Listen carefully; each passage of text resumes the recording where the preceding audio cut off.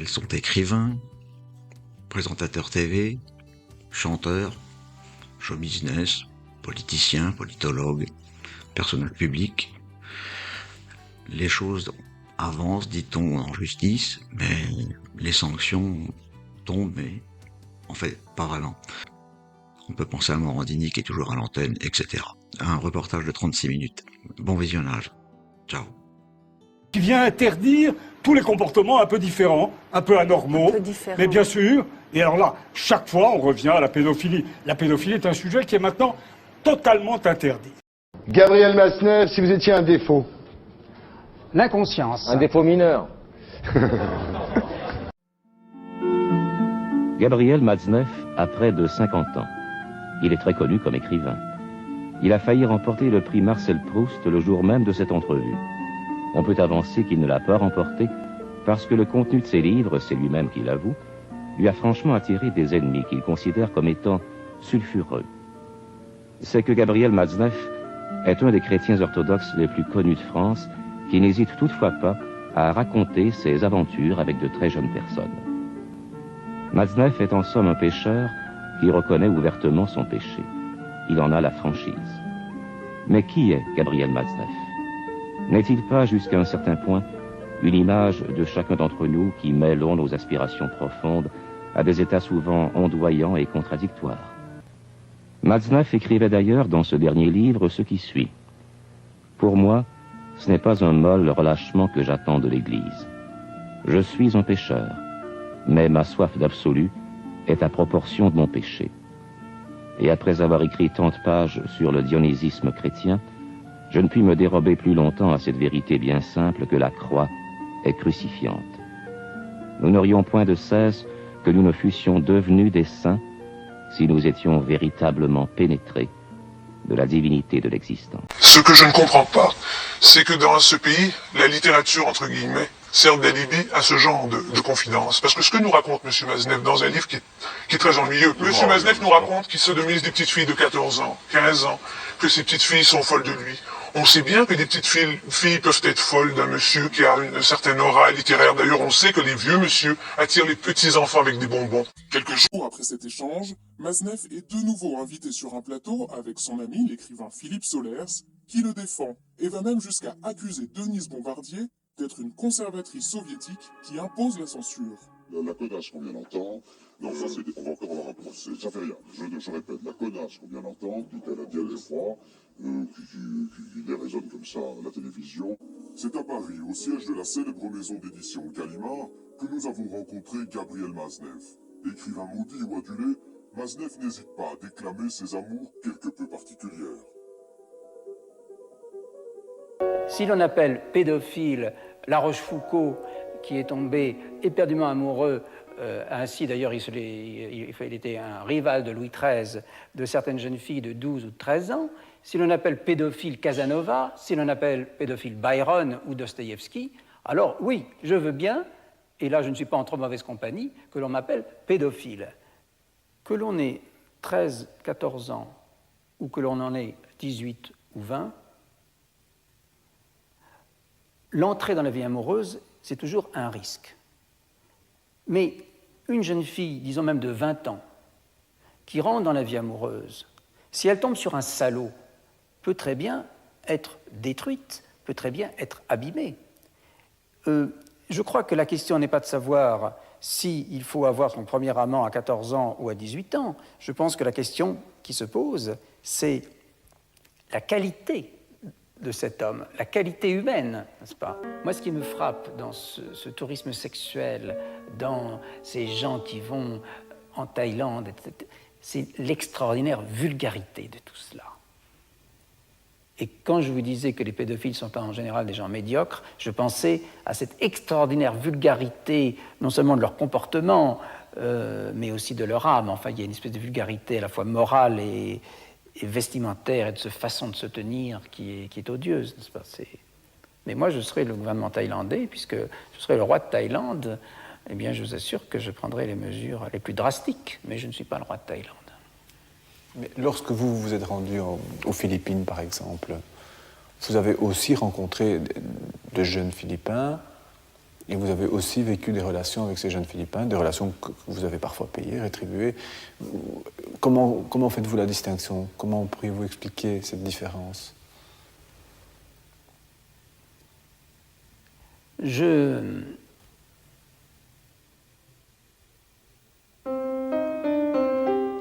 Quel repos, la prostitution!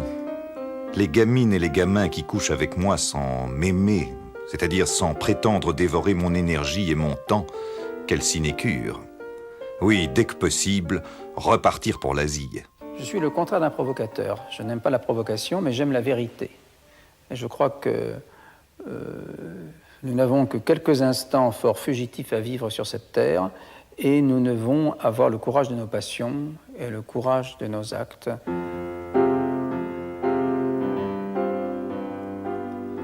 Le baratin aux parents est capital.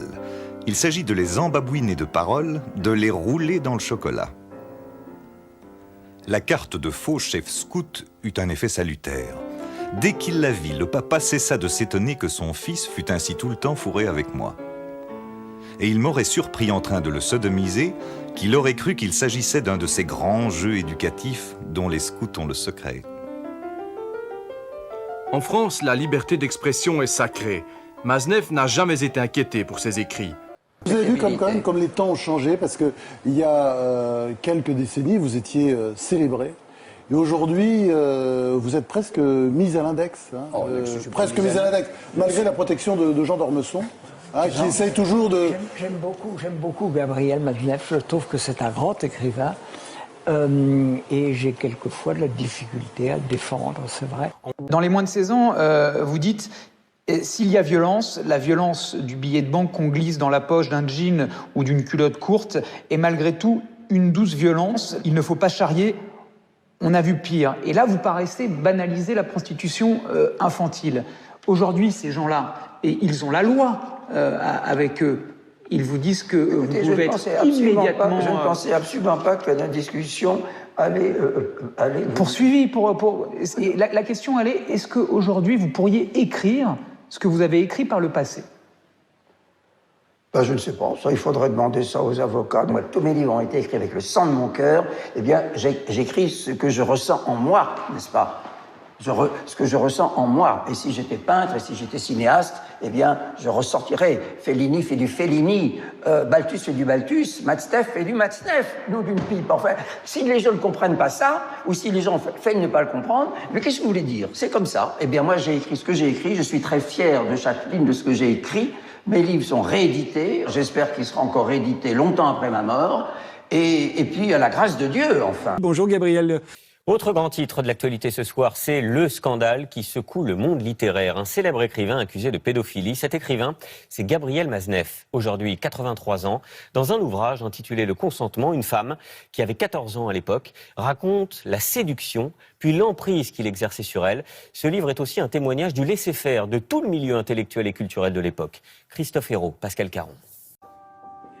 Depuis 35 ans, Vanessa Springora est hantée par un homme, Gabriel Maznev. C'est ce qu'elle raconte dans Le consentement. 1985, elle a 14 ans, il a 50 ans, ils deviennent amants. Son livre est le récit glaçant de cette liaison et d'une emprise. À 14 ans, on n'est pas censé être attendu par un homme de 50 ans à la sortie de son collège. On n'est pas supposé vivre à l'hôtel avec lui, ni se retrouver dans son lit. Elle décrit Gabriel Maznev comme un chasseur de jeunes adolescents. Non, cet homme n'est pas animé des meilleurs sentiments. Il était bien ce qu'on apprend à redouter dès l'enfance, un ogre. Depuis les années 70, lui, c'est un écrivain reconnu, sulfureux, libertaire. Et surtout, il n'a jamais caché son goût prononcé pour les jeunes filles, même sur les plateaux de télévision. Vous avez publié un petit livre intitulé « Les moins de 16 ans ». Alors c'est donc votre idée fixe, les moins de 16 ans? C'est une de mes idées fixes, c'est une de mes attaches. C'est un livre en fait sur l'amour. Mais l'amour avec les moins de 15 ans est un délit. Jamais il n'est vraiment inquiété. Ce sont les années 70-80, les années interdites d'interdire. Pourtant, les droits de l'enfant sont bafoués, mais la plupart des intellectuels ne trouvent rien à redire. Gabriel Maznev se dit attristé par ce livre qu'il déclare hostile à sa personne. Mais cet ouvrage pourrait signifier le début d'une prise de conscience du monde littéraire français. Vous avez raison, mais il y a toute une tradition culturelle qui est dans ce pays, pour ces pays du Maghreb, qui ont nourri les fantasmes d'un certain nombre d'écrivains dont on ne sait même pas s'ils sont passés à l'acte ou pas. Je pense à André Gide, je pense à Monterland, la Rose des Sables, etc. Il y a toute une culture qui est fondée là-dessus. Si on peut appeler ça une culture, entre guillemets. Hein, si on peut appeler ça une culture. Vous l'avez dit vous-même. Je dis culture parce que c'est pas une culture marocaine. C'est pas une culture, c'est une tradition qui s'est dans une certaine classe sociale, qui est un certain nombre d'écrivains qui avaient des petites pulsions d'ordre homosexuel et qu'ils ont réalisé avec une grande lâcheté, dans des pays où régnait une certaine tolérance et surtout une situation coloniale qui leur permettait de faire ce qu'ils voulaient et que je réprouve. Mais il y a une évolution dans les sentiments. Les choses ne restent pas là. Le fait que même un grand artiste ait pu avoir une relation sexuelle avec un enfant d'un pays plus pauvre, ça ne change pas qu'il soit un grand artiste, mais que maintenant, là, on ne le tolère plus. J'adore André Gide, c'est un très grand écrivain, comme j'adore d'autres écrivains qui ont utilisé l'enfant sur ça. Mais là, moi, je juge que ça va pas.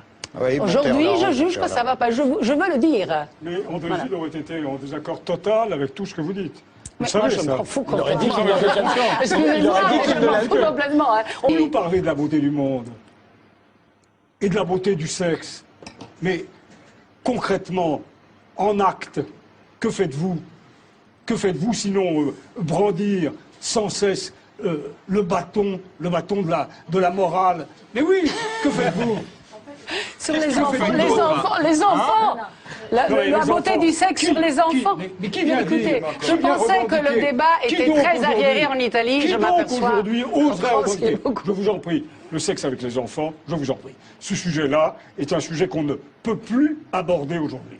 Plus personne n'ose parler de la sexualité des enfants. Mais il n'a pas parlé de ça, j'ai mal entendu. C'était sur les jeunes, quoi. Non, mais vous êtes... Non, j'ai entendu ça. On interdirait Pinocchio aujourd'hui. Il y a une espèce de chape de plomb qui tombe, comme ça, qui tombe de boucles blondes, n'est-ce pas, sur l'ensemble de la société, qui vient interdire tous les comportements un peu différents, un peu anormaux, mais bien sûr. Et alors là, chaque fois, on revient à la pédophilie. La pédophilie est un sujet qui est maintenant totalement interdit. C'est politiquement correct. Vous ne pouvez plus dire un mot sur ce sujet, sans être diabolisé il faut immédiatement. En parler. Moi, je pense qu'il faut en parler, au contraire. Ah bon? Oui, je pense. Et comment en parler alors? Sans dire que c'est... En disant quoi? En disant que tous ceux qui sont attirés par les enfants sont les criminels? Non. Qu'il faut mettre en prison ad vitam aeternam? Bah oui, c'est ça ce qu'il faut dire? Non. Quand il passe à l'acte. Vous avez un système de parler qui est très autoritaire. Je suis assez stupéfait par le cynisme de Maître Lévy. Je trouve que vous êtes vous faites le défenseur d'un genre d'ancien régime. Quand on voit Luc Ferry, là, on a l'impression vraiment d'être dans des salons 18e roulants où chacun va sortir ses petites histoires sur un machin, mais qui est un monde intouchable parce que c'est un monde politique au-dessus ou de dominant, etc. Et on n'a pas le droit de faire craquer. Et on a envie de comité de salut public quelquefois quand on voit ça. Et je trouve que quand vous dites on n'a plus le droit de parler de la pédophilie, enfin vous êtes je pense dans quelque chose d'assez scandaleux, parce que quand vous dites on n'a pas le droit d'en parler, c'est-à-dire qu'on n'a pas le droit de faire l'apologie de la pédophilie. Enfin on a l'impression que c'est ça que vous dites quand vous parlez. Parce qu'on parle de la pédophilie tous les journées pour la condamner. Donc vous, si vous dites qu'on n'en parle pas, c'est que vous voudriez qu'on en parle d'une autre manière. Je pense qu'il y a une espèce d'attirance, quelle qu'elle soit, et puis il y a une obsession et pas d'obsession. Moi je suis obsédé carrément. Et puis je suis obsédé par la catégorie de filles qui viennent me boire. Je vais te dire, même si ça peut paraître physique, parce que on me dit, bon, tu aimes les fruits verts, tu aimes les petites filles dès qu'elles ont de 15 à 18 ans, après 18 ans, c'est des vieillards, on n'en parle plus. Alors je dis, c'est un petit peu ça, et en fait, c'est le contraire. J'aime ou jusqu'à 17-18 ans, après, je commence à me méfier. Bon, Dieu seul sait si j'ai des aventures au-delà de 18 ans, bien sûr, heureusement. Mais après 18 ans, je me méfie, parce que les filles commencent à réfléchir, elles sont plus naturelles, etc. Ça commence même quelques fois avant. Et puis, on retrouve cette forme humaine et équilibrée après une bonne trentaine d'années. Il y a une espèce d'horrible moyenne entre 18 et 30 ans. Bonjour Vanessa Springora. Bonjour. Vous merci. publiez Le Consentement aux éditions Grasset. Je dois dire que j'ai été absolument bouleversé par votre livre qui est une histoire absolument abominable, une sorte de conte. Vous commencez d'ailleurs par évoquer les contes de Grimm, le livre de votre enfance, et je me suis dit finalement, ce qu'il y a d'absolument bouleversant dans ce livre, cette analyse que vous faites, ce récit, c'est le fait que jusqu'ici, nous n'avions ce conte que sous la plume de l'ogre. Et finalement, votre livre est le premier qui en finit avec le récit de l'ogre. Oui, je ne sais pas si c'est tout à fait le premier, mais en tout cas, c'était important pour moi, effectivement, de faire rentrer dans le champ littéraire la voix d'une jeune fille qui avait été victime, et parce que c'est une voix qu'on n'entend jamais, effectivement, en littérature. Vous pensez, j'imagine, à Lolita de Nabokov. C'est un pendant de Lolita, d'une certaine manière. Et d'ailleurs, j'ai longtemps tourné autour du sujet avant de parvenir à l'écrire de cette manière, comme je l'ai fait aujourd'hui, à la première personne. Et j'avais pensé, effectivement, raconter l'histoire de Lolita inversée, du point de vue de la jeune fille. Et nous commençons par Lolita de Vladimir Nabokov. Lolita est un livre qui a fait tant de bruit qu'il est sans doute inutile d'en rappeler le sujet. Rappelons-le toutefois, Dominique Horry, dans la Nouvelle Revue Française, le résume ainsi en 3 lignes. Lolita, dit-elle, est l'histoire d'un homme de 40 ans, amoureux d'une petite fille de 12. Il l'enlève, il la séduit, elle lui échappe, tout finit dans le sang, la prison et la mort. Lorsque vous écriviez, pensiez-vous au scandale que la parution de ce livre pouvait susciter? Non, je n'y pensais pas. J'écrivais pour moi-même, c'est-à-dire pour le meilleur lecteur que je connaisse. Que vous ayez fait commettre à votre personnage, à Humbert, des erreurs que vous n'eussiez jamais commises, n'est-ce pas là l'indice que vous avez voulu trouver, plus ou moins consciemment, qu'il n'y avait aucun rapport entre votre personnage et vous, que vous n'étiez absolument pas Humbert? Oui, peut-être je voulais prouver cela, mais il me semblait plus difficile, c'est-à-dire plus artiste, de donner à mon personnage non seulement des sentiments qui ne sont pas les miens, mais aussi des idées que je ne partage point. Une dernière question, M. Nabokov, que je ne peux guère poser qu'à vous. Que devons-nous penser de Lolita? Eh bien, moi j'écris ce que je veux. J'ai écrit Lolita parce que je voulais l'écrire et je l'ai écrit. J'écris ce que je veux sans songer à un public éphémère.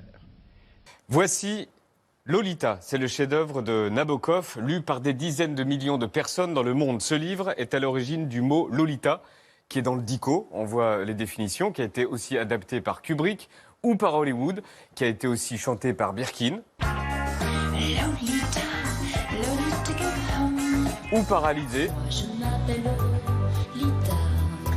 Et l'avion du triste Jeffrey Epstein était appelé le Lolita Express. Mais Lolita, c'est surtout l'histoire d'une adolescente de 12 ans abusée par son beau-père. 50 ans après sa sortie, Christophe Tizon s'est lancé le défi fou de raconter l'histoire de Lolita du point de vue de Lolita. Lolita, c'est devenu un mot de tous les jours, c'est mignon. Oui. C'est la petite Lolita, elle fait sa Lolita, elle est mignonne comme une Lolita. Oui. Vous en pensez quoi? Je pense que depuis qu'il y a Lolita Express de Epstein, on ne peut pas... C'est fini. C'est fini.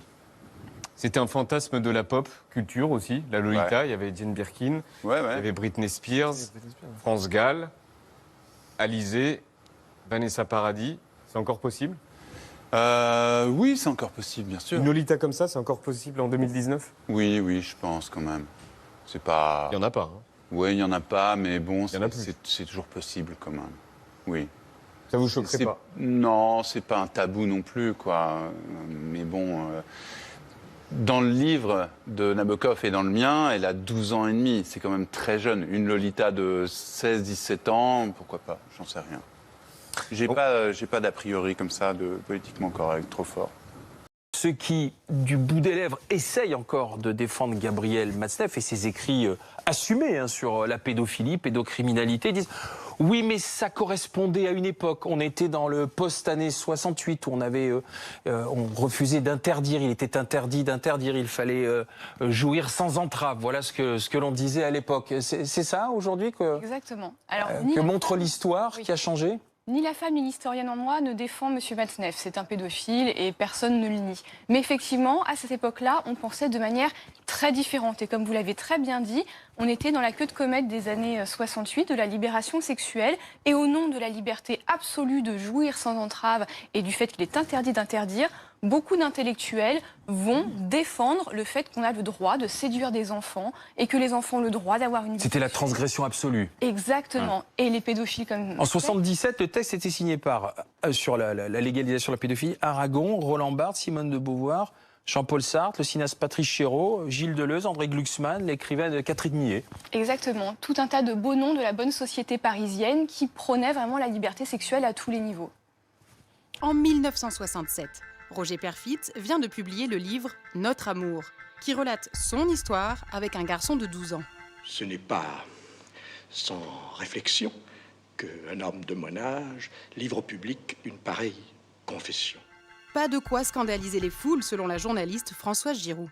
Pour être singulier aujourd'hui, il faut dire toutes sortes d'autres choses. Mais madame, dire je je l'ai dit préfère justement. les petits garçons comme aux nous le dames, rencontrons. ça n'est véritablement pas Vous l'avez dit scandaleux. exactement. Philosophe enseignant à l'Université libre de Vincennes, Guy Hockenghem, aussi journaliste à Libération.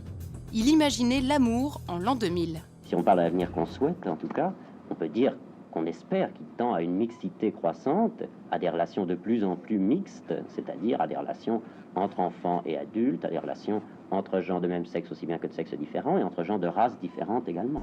À chaque fois, les invités sur le plateau ne scient pas. Très peu de réactions sur les conséquences pour l'enfant. Qu'est-ce que c'est que les jardins d'enfants alternatifs? Je vais à 9h du matin retrouver mes 8 petits gosses entre 16 mois et 2 ans. Je vais leur torcher le cul, je vais les chatouiller, ils me chatouillent, on se fait des papouilles. Un peu le cul, une chose quand même qui doit vous être agréable. Ça me touche beaucoup. Ah, c'est voilà un naïf, les 40, le naïf fait 40 enfants, voilà le 41e. À condition qu'il n'y ait pas trop de papouilles. naïf. À condition qu'il n'y ait pas trop de papouilles. Mais enfin, Et non, Paul, non mais enfin, non, parce que c'est ridicule. Mais non, cher ami, vous pouvez leur donner des idées, là, avec vos papouilles. Pourquoi ne pas leur donner d'idées d'ailleurs? Mais d'abord, je leur donne Ces pas enfants. des idées. Vous savez que la sexualité d'un gosse, c'est absolument fantastique. C'est quand même, il faut être honnête, sérieux. Un petit gosse. Moi, j'ai travaillé avec avant, les tout petits, là, les tout petits, c'est autre chose, mais avec des gosses qui avaient entre 4 et 6 ans. Vous savez, quand une petite fille de 5 ans et demi, commence à vous déshabiller, c'est fantastique. C'est fantastique, parce que c'est un jeu absolument érotico-maniaque. Oh, mais non, à peine, parce que vous y attendiez. Mais pas tant que ça. pas tant que ça. Avec ce que nous savons aujourd'hui sur la pédophilie, avec ce que nous savons aujourd'hui sur l'abus sexuel, ces lignes sont insoutenables et intolérables. Mais c'est en fonction de ce que nous savons aujourd'hui.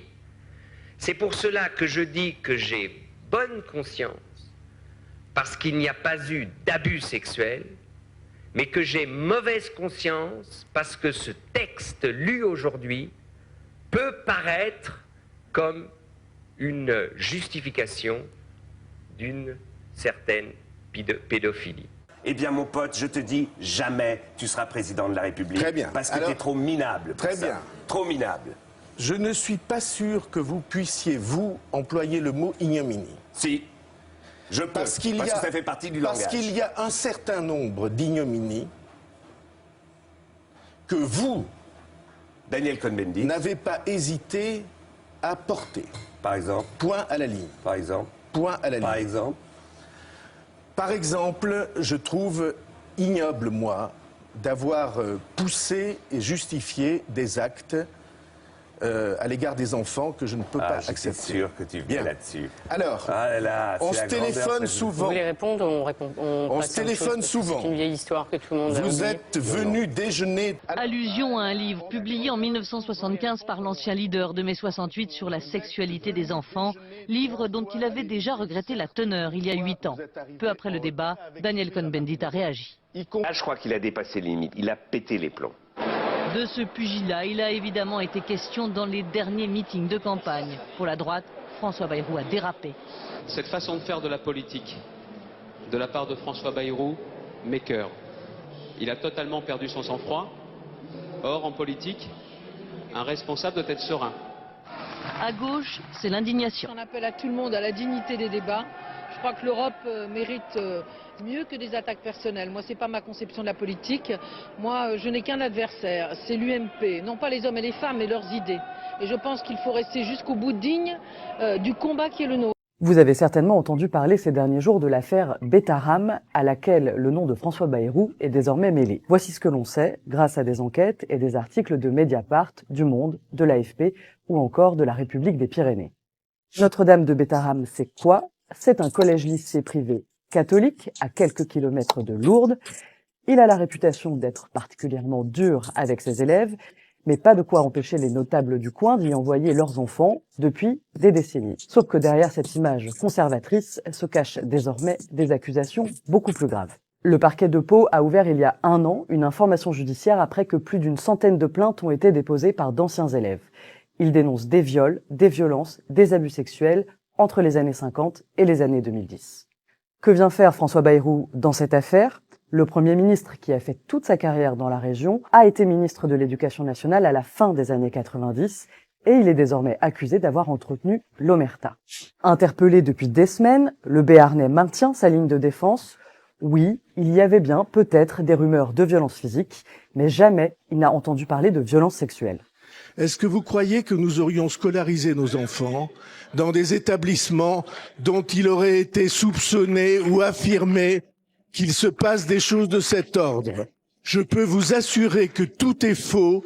Le problème, c'est que cette défense reste lacunaire. Dès 96, un surveillant est condamné pour violence sur un élève et François Bayrou, en tant que ministre de l'Éducation nationale, se rend sur place, comme le montre cette archive de Sud-Ouest. Il défend Betaram et assure que toutes les vérifications ont été faites. Sauf que 2 ans plus tard, en 98, un élève porte plainte pour viol contre un prêtre qui se suicide juste avant sa convocation devant le juge. Un juge que François Bayrou, alors président du Conseil général des Pyrénées-Atlantiques, rencontre en personne dans la foulée. De quoi ont-ils parlé ? Le magistrat assure que l'affaire de viol était bien évidemment au cœur de leur échange et que François Bayrou, en tant que père de famille, était inquiet. Ce que ce dernier, lui, dément fermement. Dans le microcosme local, tout le monde en parlait. Il s'agissait alors officiellement de 2 viols sur mineurs. Sa démarche ne m'avait pas paru anormale, puisque je me souviens qu'il m'avait parlé de son fils, qui était élève, et qu'il était inquiet. Détail non négligeable, à cette époque, la femme du Premier ministre assure des séances de catéchisme à l'école. Selon Mediapart, elle s'est aussi rendue aux obsèques du prêtre mis en cause. Quant à l'avocat de ce prêtre, eh bien, il a aussi défendu 2 ans auparavant le surveillant accusé de violence. Il était par ailleurs proche de l'UDF, le parti de François Bayrou. En plus de ces 2 dossiers judiciaires, une professeure, une infirmière, une victime disent avoir alerté François Bayrou par courrier ou de vive voix sur ces violences à Betaram.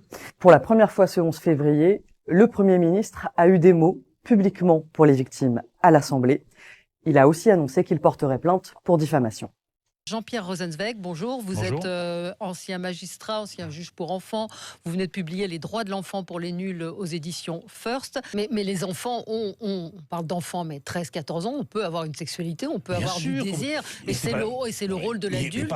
Mais bien sûr. Par définition, adulte, mineur, ça veut dire quoi? L'un est mature, l'autre immature. L'adulte doit être mature pour 2 ou pour 3, même si un enfant lui fait la danse du ventre, si je puis me permettre ce mauvais jeu de mots. L'adulte doit savoir dire non. Ouais, c'est la différence entre l'enfant et l'adulte. C'est ce qu'elle raconte assez bien. Exactement. Et c'est pour ça que je crois qu'il faudrait que nous allions vers une législation qui est très simple, qui soit objective et non pas subjective avec le consentement, mais qui vienne dire aux adultes, plus de 18 ans, et a fortiori 50 et plus, vous n'avez pas le droit de toucher aux enfants qu'en moins de 15 ans. Point barre. Alors il y a un fait objectif, est-ce qu'il y a une relation sexuelle? Premier fait objectif. Deuxième fait objectif, est-ce que vous aviez plus de 18 et est-ce que lui avait moins de 15? Et vous êtes coupable du crime de violence sexuelle à enfants puni de 12 ans d'emprisonnement. C'est ce que la loi aurait dû faire en 2018 et qu'elle n'a pas osé faire. Moi, je leur disais, mais attendez, quittez le terrain du viol. Créons une infraction spécifique, la relation sexuelle de quelqu'un qui a plus de 18 avec quelqu'un qui a moins de 15. C'est un fait objectif. Peu importe qu'il ait été séduit, peu importe qu'il ait cru que, peu importe. Il avait plus de 18, elle avait moins de 15, il a donc commis le crime. En 2018, j'allais jusqu'à dire, c'est un crime contre l'humanité. Moi, je suis désolé, le lynchage en meute d'un écrivain âgé, malade et fauché est tout de même assez terrifiant. Et le spectacle de ceux qui prêchaient hier, il y a 30 ans, hein, la libération sexuelle, y compris des enfants, et qui redouble aujourd'hui de sévérité pour Matzneff, est tout de même assez dégoûtant. Le vent a tourné, ils ont tourné aussi, de sorte que 30 ans après, eh bien, ils sont toujours du bon côté. Mais il faut bien protéger les enfants, non? Évidemment, nous sommes sur ce point devenus beaucoup plus vigilants, tant mieux. Cependant, il faut tout de même faire attention. Est-ce qu'il faut sacrifier la liberté sur l'autel de ces excès, enfin des excès de cette liberté? Le risque, vous voyez bien, est d'ériger une norme en matière de sexualité. Alors, il y a des interdits, hein, mais il faut justement qu'il y ait une limite à ces interdits. Alors, est-ce que, par exemple, il faut interdire tout amour entre un adolescent et un adulte? Il est vrai, et Vanessa Springora le confirme, elle le raconte très bien, un ado est évidemment sous emprise, mais franchement, dans quelle relation, même entre gens du même âge, dans quelle relation amoureuse n'y a-t-il pas d'emprise? Il est vrai aussi que la partie n'est pas égale entre une fille de 14 ans et un écrivain de 50 ans et très, très reconnu, hein, qui est très reconnu et qui connaît très bien Saint-Germain-des-Prés. Eh bien, entre les deux, la partie est forcément inégale, mais franchement, qui a déjà entendu parler d'une passion égalitaire? En fait, quel âge, rappelez-moi, quel âge avait le président quand il a rencontré son actuelle épouse? À peu près 14-15 ans, je crois. Voilà. Mais c'était peut-être consenti pour le coup. Oui, mais vous voyez bien que la discussion, elle ne nie pas qu'à l'époque, elle pensait être consentante, si vous voulez. Elle dit aujourd'hui, il n'y a pas de consentement quand on a 14 ans, ce que je peux entendre. Je dis simplement, faisons attention. Rappelez-vous, alors c'était un garçon plus âgé, rappelez-vous l'histoire de Gabriel Russier, qui a fait pleurer la France entière. Qui s'est suicidé en 72. C'est l'histoire d'un jeune garçon, il a 16 ou 17 ans, mais on dit de lui qu'il est beaucoup plus mûr que les autres élèves. Et de sa professeure de français, elle a 32 ans, ses élèves l'adorent, c'est ce qu'on appelle un bon prof. Ils tombent amoureux l'un de l'autre. Cette idylle, elle est née à Marseille, elle s'appelait Gabrielle Russier, elle était séparée de son mari et vivait avec ses 2 enfants. Lui, il s'appelait Christian Rossi, mais quand les parents de Christian comprennent que leur fils et sa prof sont devenus amants, ils font tout pour empêcher cette idylle. Ils portent plainte pour détournement de mineurs. À l'époque, il fallait attendre 21 ans pour être majeur. Gabriel est incarcéré, puis libéré. Christian fugue. Les amants se retrouvent, jouent à cache-cache avec les autorités. Gabriel est incarcéré à nouveau, puis condamné à 1 an de prison avec sursis. Mais cette peine ne suffit pas au procureur qui se montre particulièrement virulent, voire inhumain, dira-t-on. Il fait appel. Et c'est dans l'attente de la révision de son procès que Gabriel craque, tombe dans la dépression et se suicide par le gaz. Le suicide de Gabriel Russier bouleverse tout à coup la France. Peut-on, 1 an après 1968, mourir à 32 ans parce qu'on aime un garçon un peu trop jeune? Interpellé sur ce drame lors d'une conférence de presse, le président de la République française, Georges Pompidou, ne cache pas son émotion. Comprenne qui voudra. Moi, mon remords, ce fut la victime raisonnable au regard d'enfants perdus. Celles qui ressemblent aux morts, qui sont morts pour être aimés. C'est de l'Éluard. Merci, mesdames et messieurs.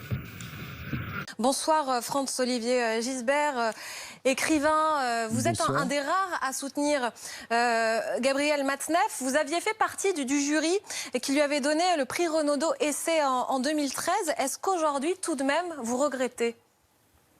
Oui, je pense qu'on a été léger. Alors, soutenir, non, vous tirez ça peut-être d'une conversation avec une journaliste du Monde qui s'est pas très bien passée parce que moi, j'ai du mal avec cette société où chacun se prend pour un policier ou un juge d'instruction. Et quand la justice n'est pas passée, j'aime pas, jeter les gens au pilori. Je déteste cette espèce de tribunal populaire permanent avec cette guillotine qui fonctionne tout le temps. Enfin, vous voyez ce que je veux dire? Parce que moi, j'ai eu des petits problèmes dans mon enfance, enfin, même des gros problèmes, parce que j'ai été violé aussi. Donc, je peux dire, j'ai vraiment une espèce de rejet violent contre tout ce qui est pédophilie. Mais à cette époque, et je me souviens comme j'étais choqué, vous aviez toutes les grandes consciences intellectuelles, en général de gauche d'ailleurs, qui signaient des grands textes pour dépénaliser les relations sexuelles entre les adultes et les mineurs. Est-ce qu'il faut continuer à publier de tels écrits, des écrits pédophiles ?